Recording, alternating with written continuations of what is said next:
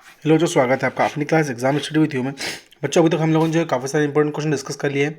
आज मैं आप लोगों के लिए है जो कल आपका एग्ज़ाम पेपर होने वाला है, जो आपका 14 मार्च के दिन अर्थशास्त्र का कक्षा 11वीं का जो एग्ज़ाम पेपर होने वाला है, उसके इंपॉर्टेंट मोस्ट इंपॉर्टेंट क्वेश्चन लेके आए हैं इस चैप्टर से। ठीक है, देखिए क्या है, इस चैप्टर से काफ़ी सारे इंपॉर्टेंट क्वेश्चन आपके जो है वो आ रहे हैं। ठीक है, तो आप लोग इस चैप्टर को अच्छे से पढ़िएगा, समझिएगा।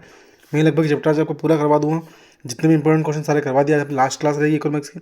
ठीक है, हम अगले जो है आप लोगों के लिए भूगोल की तैयारी करेंगे। ठीक है, तो आप लोग बिल्कुल मुझसे जुड़े रहिएगा और अच्छे से सारे जो क्वेश्चन देखिएगा, है ना।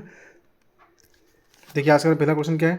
आज का पहला क्वेश्चन बहुलक के दोष लिखिए। देखिए बहुलक के दोष क्या क्या होते हैं, सुनना। कभी कभी समंकमाला में एक से अधिक पद अधिकतम बार आए हो तो इस स्थिति में बहुलक की गणना कठिन हो जाती है।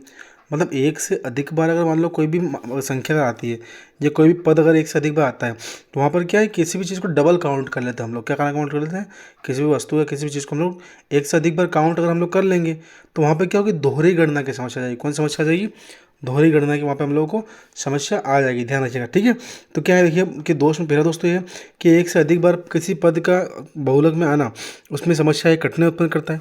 ठीक है, फिर दूसरा क्या बोल रहा है, देखिएगा कि इससे गणितीय विवेचन नहीं किया जाता। गणितीय विवेचन क्यों नहीं करेंगे भैया हम लोग, क्योंकि भैया इसमें मान लो कोई पद ऐसा भी होता है जो एक से अधिक बार या दो से अधिक बार भी आता है, तो इसलिए हम गणितीय विवेचन में क्या होता है कि एक संख्या एक बार ही आती है ना। तीसरा क्या है, यह समूहीकरण पर अधिक निर्भर करता है। सामूहिकरण मतलब क्या है भैया, एक ग्रुप बना के चलता है। ठीक है, यह समूहीकरण विस्तार में परिवर्तन हो जाए तो बहुलक बदल जाता है। ठीक है, फिर चौथा क्या बोल रहा है कि इसमें अति सीमांत आवृत्तियों की अवहेलना की जाती है। ठीक है, सीमा से अधिक कार्य होता है इसमें। ठीक है, देखिए भैया मेरी बात सुनिएगा।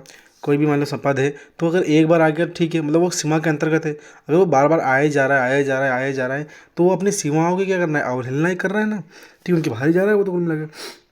पांचवा पॉइंट क्या है, अनेक परिस्थितियों में बहुलक अनिश्चित व अस्पष्ट हो जाते हैं। यदि सभी पदों की आवृत्ति समान हो तो बहुलक निश्चित नहीं किया जा सकता। सही बात है, मतलब आवृत्ति मान लो अधिक बार होगी तो हम लोग जो बहुलक मेन हमारा जो है उसको हम निश्चित नहीं कर पाएंगे। ठीक है, फिर अगला क्वेश्चन देखते हैं हम लोग हमारा। तो ये भविष्य को हम कर लेता। अब मैं आप लोगों को दिखाता हूँ, देखिए ये क्वेश्चन। ठीक है, ध्यान दीजिएगा। अगला क्वेश्चन क्या है, भारित अंकगणितीय माध्य किसे कहते हैं समझाइए। तो भारित अंकगणितीय माध्य क्या बोल रहा है, भारित अंकगणितीय माध्य वह माध्य जिसमें प्रत्येक मद को उनके तुलनात्मक महत्व के अनुसार भाग देकर माध्य की गणना की जाती है। मतलब जितने पद में अपने भारित हम लोगों ने क्या कहता कि वो देखे थे, भारी समांतर माध्य, हल्का समांतर माध्य। ठीक है, या सरल समांतर माध्य देखे थे हम लोगों ने ना। तो उसमें क्या था कि जो भारी जो थे उसमें उनके वजन के हिसाब से उनको जो है महत्व दिया जाता। ठीक है, तो क्या बोल रहा है कि इसमें कि जितनी वजन होगा उस संख्या में जितनी भारी होगी उतनी ही बड़ी संख्या उसमें भाग दिया जाएगा। वास्तविक जीवन में हम कुछ मदों को अधिक महत्व देते हैं तथा कुछ मदों को कम महत्व देते हैं। उदाहरण के लिए एक व्यक्ति अपनी आय को व्यय करते समय भोजन को अधिक महत्व देगा, कपड़े को उससे कम महत्व देगा तथा मनोरंजन को और भी कम महत्व देगा। ऐसी स्थिति में औसत ज्ञात करने के लिए भारित समांतर माध्य का प्रयोग किया जाता है। ठीक है, भारित समांतर माध्य की गणना सूत्र विधि आपके सामने दी हुई है, आप लोग इसे पढ़ लीजिएगा। ये सूत्र विधि आपके सामने उसने दी हुई है। मैं अगला क्वेश्चन आपको डिस्कस कराता हूँ। ठीक है, अगला क्वेश्चन क्या है कि माध्यिका क्या है, इसकी गणना कैसे की जाती है। तो जब दो पदों को उनके आकार के क्रम में रखा जाता है तो बीच की संख्या को माध्यिका कहते हैं। अतः माध्यिका ज्ञात करने के लिए सबसे पहले संख्याओं को उनके आकार साइज के क्रम में रखना चाहिए।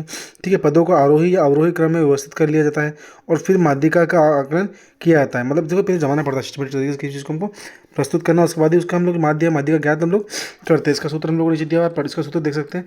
ठीक है, इसके साथ आपका चैप्टर पूरा हो रहा है आज का। अगर आपको प्लीज़ क्लास पसंद अगर आती है आप लोगों की, तो आप लोग प्लीज़ चैनल को सब्सक्राइब अवश्य रूप से कर लेंगे। ठीक है, साथ ही साथ चैनल को जो लिंक है उसको ज़्यादा से ज़्यादा शेयर करें, अपने जितने भी फ्रेंड हैं उनको प्लीज़ रिकमेंड कीजिएगा आप लोग। ठीक है, थैंक यू सो मच।